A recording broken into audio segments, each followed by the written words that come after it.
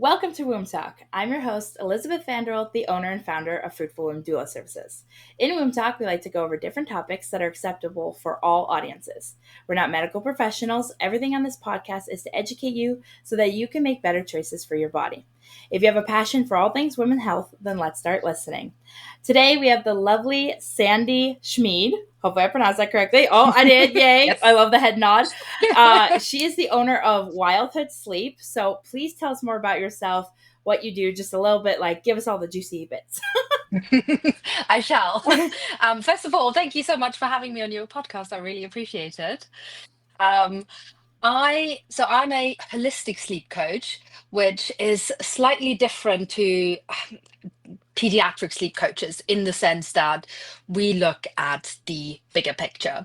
I don't just look at sort of like the surface of baby sleep, like wake windows and schedules, which, do play a part in it, but I want to get to the whole picture of it. Um, and that means I look at tongue ties. I look at sensory profiles because everyone has a sensory profile, and you're either sort of like a sensory seeker or sensory avoidant. And that alone can play a huge part in, how you approach sleep. And just to give you an example, I'm hugely sensory avoidant. So just before we got on this podcast, I have had loads of rings on my fingers and I had to take them off because it's too sensory overload.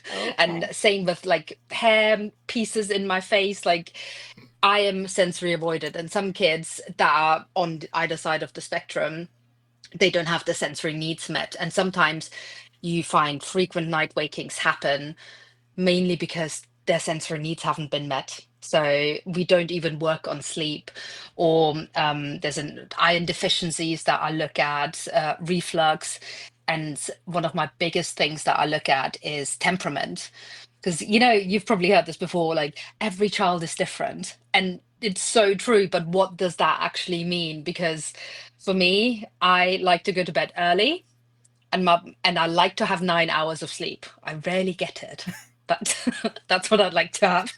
My partner, he calls it his genius hours. He only needs 5 hours of sleep every night, and he can stay up till 2 in the morning, which I absolutely hate. I can't do it. Envious. So we have, right? And I feel like we all have like different sleep needs as adults. So why don't we afford that same courtesy to our children?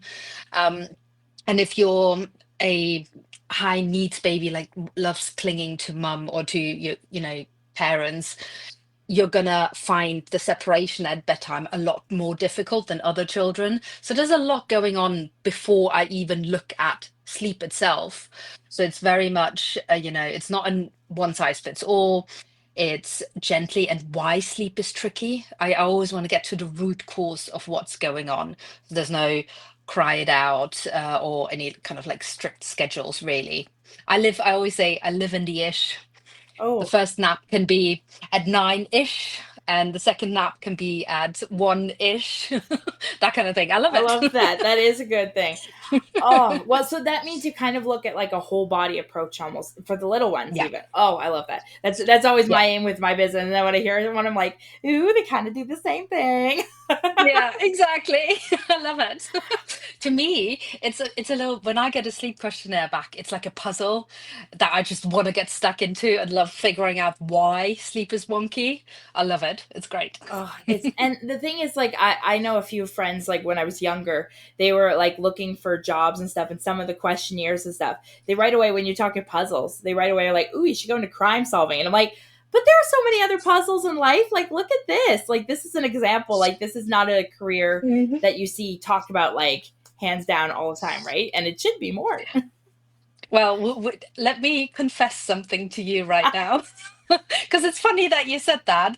At university, I studied initially criminology and psychology, and then did a master's in investigative forensic psychology. I desperately wanted to be a profiler. It just turns out there's not enough serial killers in the world, which is probably a good thing, you know? Oh, But that's the see, reason I became a sleep consultant. oh, I love that because that was actually just at a whim thought that I Yeah. had. And No. then look at the fun of that. But like, that's the thing. Why don't we have a course like more talked about it in school? Because people are like, let's go to college for stuff. And this Yeah. should be more talked about. Like, hey, as a other option, if you're really into that, here are some Yeah. alternatives. And like, that's so cool. Now I you love that. technically are probably more skilled even so than all the others because you're really profile this baby. Not a serial killer Definitely. yet, but I'm keeping an No eye on you. serial killers. Yeah, definitely not. Got to make that very clear. Take it very off topic there. I did. Sorry. Love that. So you were mentioning on how you do it a little different than the traditional sleep Mhm. training methods, which, like you had mentioned, the cry down method. That's what I had heard all about with sleep training. Yeah. So, like, what kind of other things are there besides that? Then, See, there's a whole debate in the sleep world, and I try to stay out of it for the most part because I think tempers, get yeah, like the people get really angry and passionate about things. yeah, Um, Sometimes I think it's semantics, and it just depends on what you class as sleep training. For me, sleep training is a further method, which is basically a cried out method where you sort of, you're closing the door on your child and you kind of go, good luck, see you in the morning. um, yeah, maybe not like that. Maybe you're going to be upset about it as well, obviously, because it's hard hearing our little ones cry.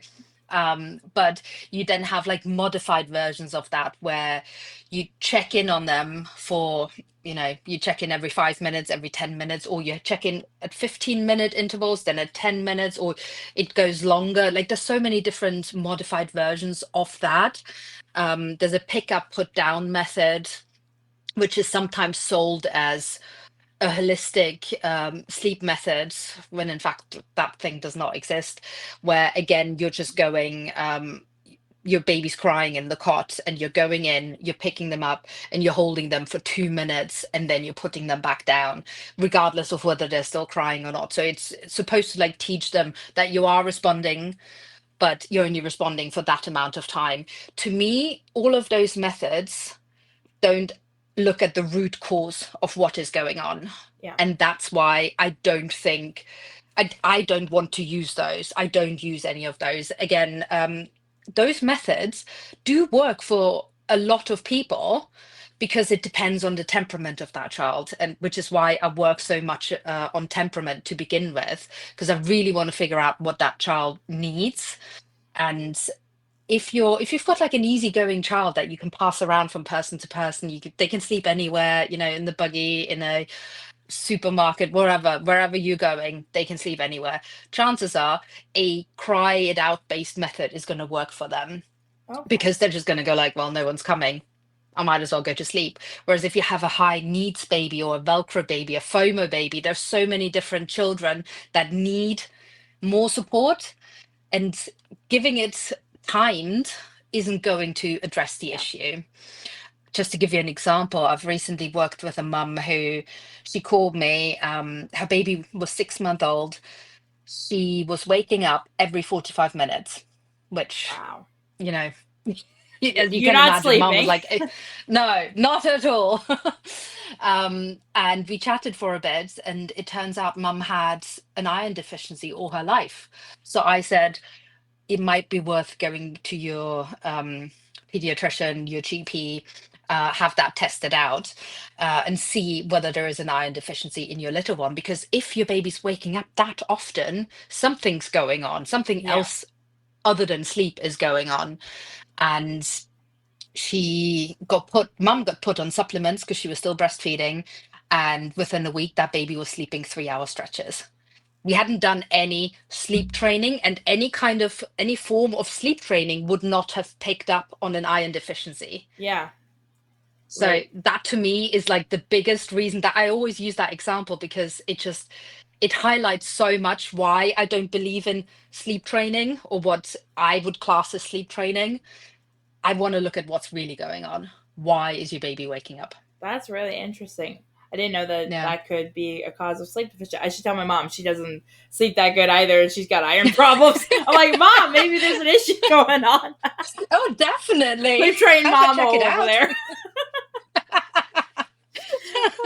So, what are some of Yeah. the common misconceptions that you hear about baby and toddler sleep?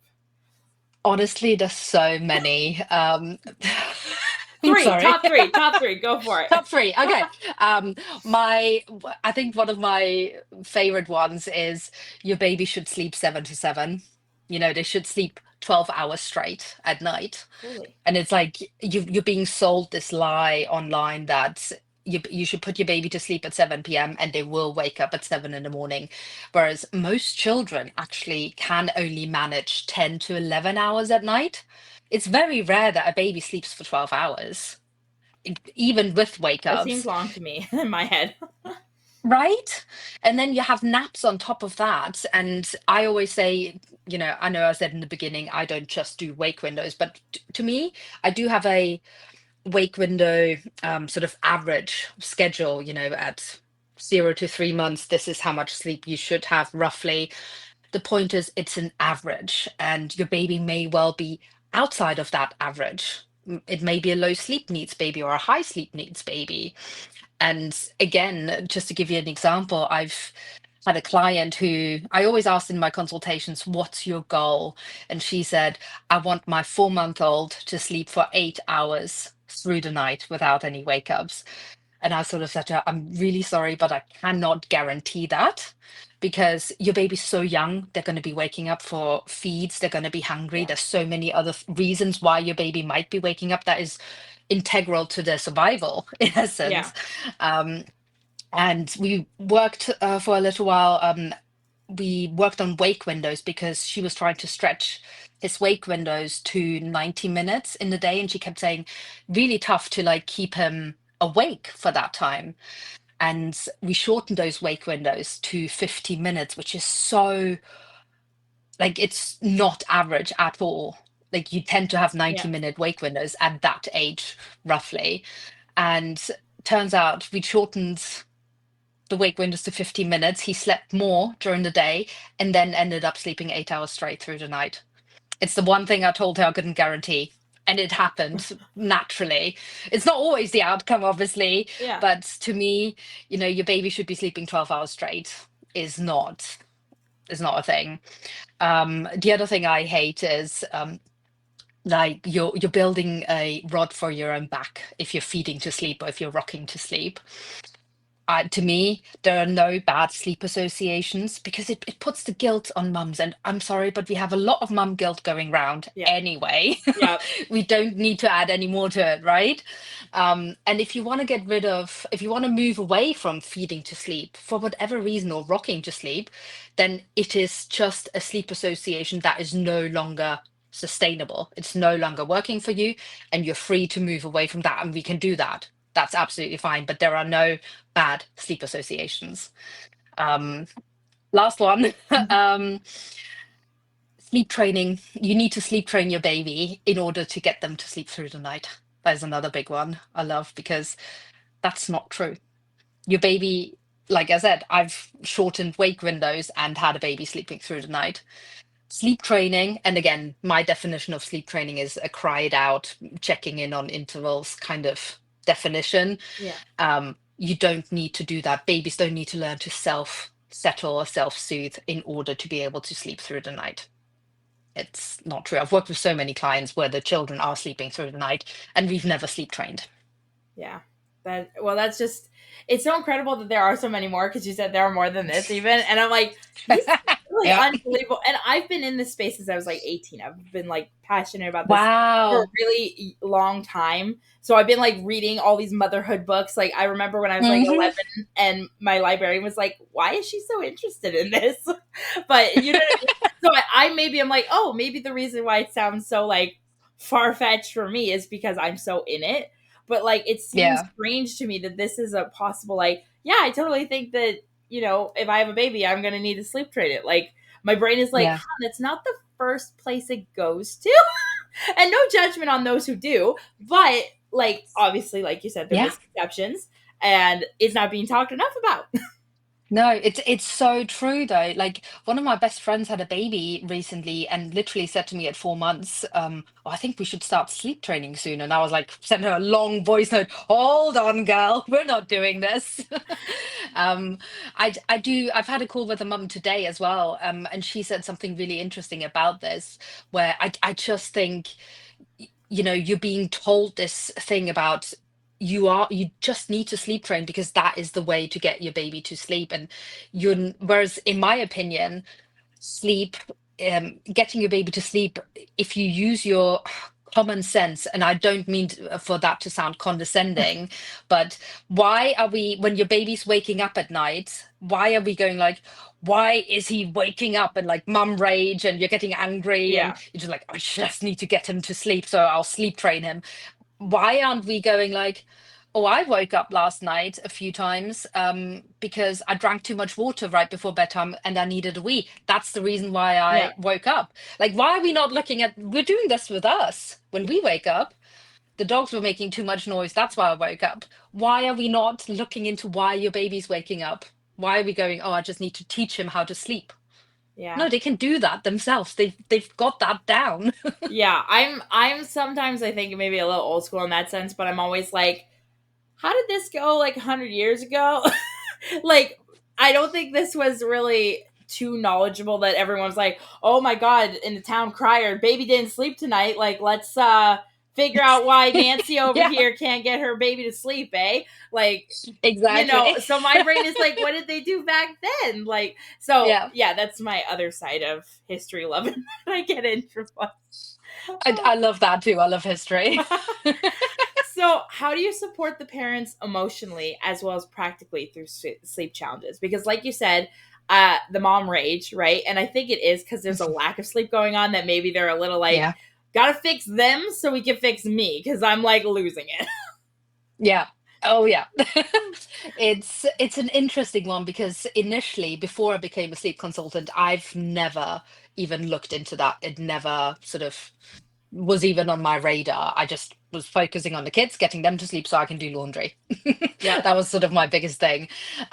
And now I do a lot of work on co-regulation because really what it boils down to is you need to be calm as a parent in order for your child to be calm, and only when you're calm and relaxed can your child go to sleep. So actually doing a lot of work with mums, like doing breathing exercises. I work with a breath coach Ooh. who does like gives a couple exercises, which I think is really, really great.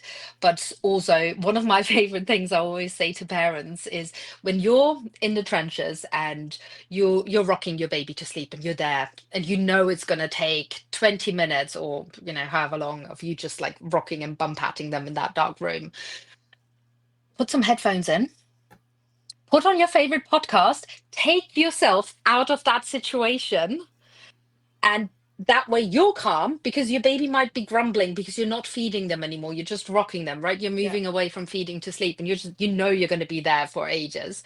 But we are responsive. We're there for them, and we're going to hold them. And therefore, if we're holding them, even if they're grumbling or whinging or crying, cortisol doesn't spike in their body. It's a different response in the body than if we were to leave them in the room and close the door on them and Yeah. leaving them to cry. Crying is a form of communication, so it will happen, but if we're holding them, cortisol doesn't spike. And if that crying as a mum, that's going to make you upset, that's going to make you anxious, and you can What am I doing feel it in wrong? your body. Yeah.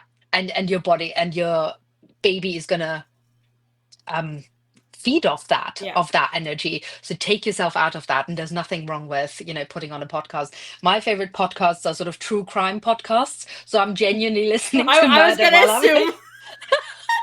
Sorry, high five got ya.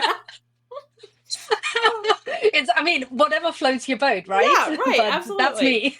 No, and I love that because I was literally just thinking, I was sitting here, I'm like, oh, I should ask her if she heard about that and like, your opinion on it a little bit because I had seen it floating around on Facebook and was like, oh, moms, here's a tip. Put your music on or something when you're feeding babies so that way you don't get stressed out and, well, it'll also keep you awake, right? You'll be busy and entertained almost a little bit. Exactly. Yeah. So I was just going to ask you about that. You're on top of it today.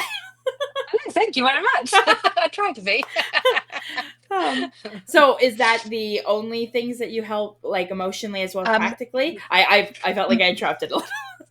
no, no, no. Mainly that's it in terms of like the emotional support I give to mum. Yeah. You want to try and sort of like really, really keep them calm and co-regulated.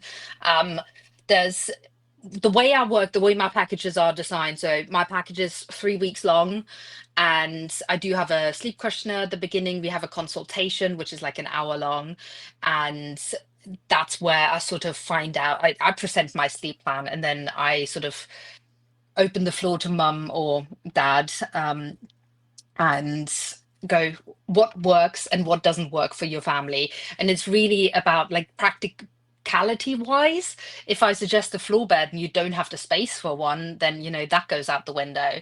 So working with the family's individual circumstances, coming up with a plan, and then what I like to have in my plans is a lot of one-on-one support. So I give clients my number and they can message me on WhatsApp every single day. And it is mainly the idea initially was, oh, the nap goes wrong in the morning. So they've only slept for 20 minutes. What do I do? Then I can sort of say, oh, try and put them down, try and work out the wake window at this time.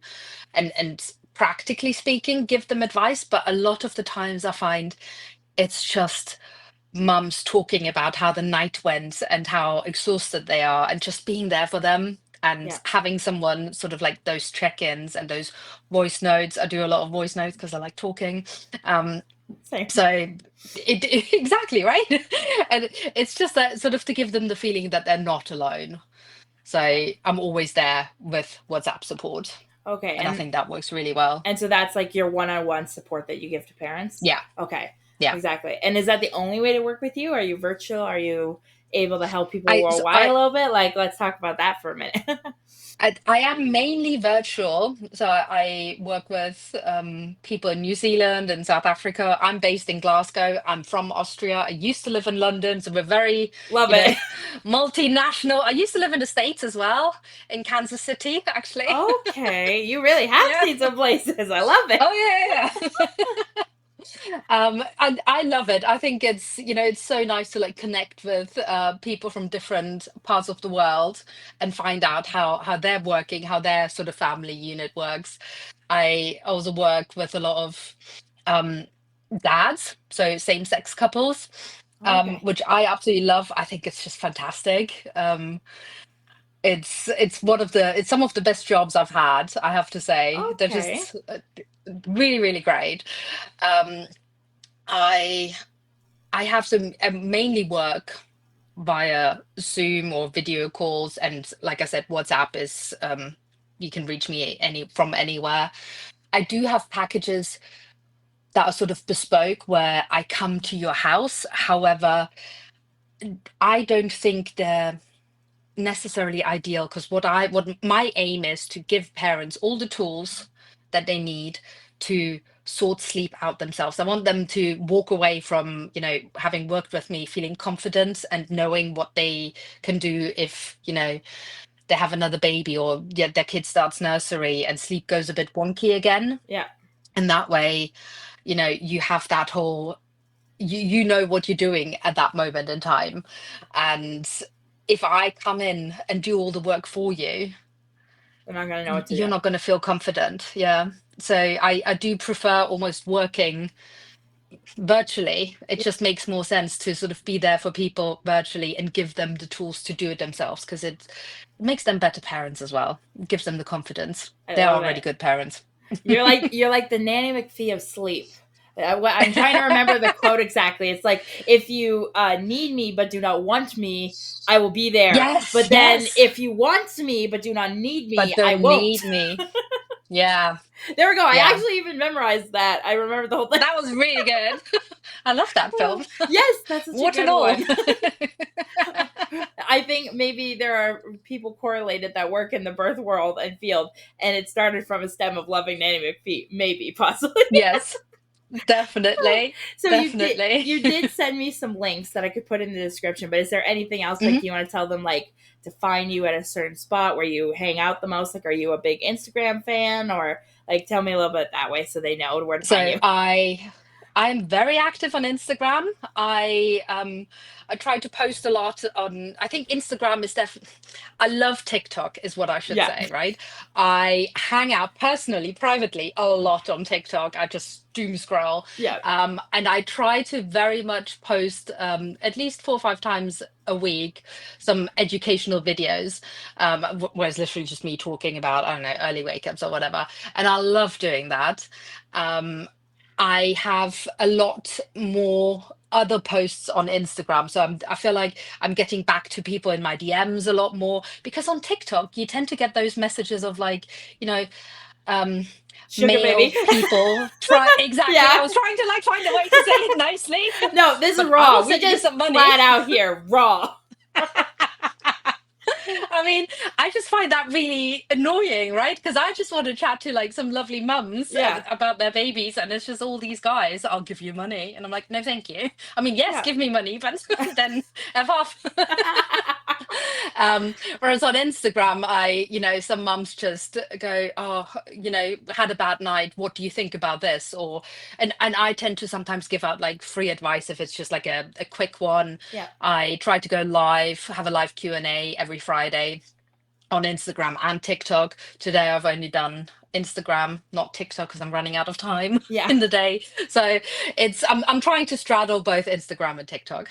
I love it. I love it. And you gave me links, so I will put them in the description for people to find. Amazing. And now I normally do my surprise on the spot question. I Yes. try to make a compilation for the end of season 2, so it'll be all these Oh, tips. amazing. So if you had one tip for women of any age or any situation, what would it be? And it could be about anything. Okay, I was going to say any situation is very broad. I was thinking sleep related actually, and I'm sorry if it's not any more No, you can exciting, do it on your but passion. I'm just making it like anything for women. I think anything is just like, embrace your weird self and be yourself, because that's one of the biggest lessons I've learned this year about, I wanted to be so professional when I came online, and would only show my face when I've put makeup on and put like a nice dress on, Yeah, whereas now you find me, photos of me in bed going like, I had a shit night, that kind of thing. I So love it. I love it. I'm definitely more myself. In terms of sleep, my biggest advice that I give literally to every single client of mine is have a solid wind down routine with your baby. Like, you can start that from day one. You come home from hospital, you're all over the place, so you don't have to do it. But if you set them up from day one for great sleep, it's going to do wonders for sleep later on. And my biggest tip is a song called Moonlight Sonata by Baby Mozart. It's on, all the music streaming platforms. And it's the one thing that I always say, put that on when you start the wind down routine. It's going to calm them down. I genuinely should get royalties from this song, because I just recommend it to everyone. But I just put it on loop, and then, it just, it calms them down so much. And you can use that anywhere. Love It's it. Gotta text it to number one mom. tip. Gotta send it to mom. Yes. See if I it'll send help. that, I'm kidding. honestly, I send it out to so many people. I genuinely need to get royalties from this. Yeah. Oh, well, this was awesome. You are just a wealth treasure trove of knowledge. I completely agree about the weirdness thing though, because like being authentic is so important, and I'm a very firm believer of that. So I really appreciated Yeah. you coming on here and giving your very much amount of wisdom. Honestly, thank you so much for having me. I loved it. This was so much fun. Oh, well, we'll definitely have to have you back again, and I've got some other ideas cooking in this old noggin of mine. So Sounds great. I'm down for that. I love it. Well, thank you so much, everyone, for watching, and I hope you stay tuned for next week episode on Monday.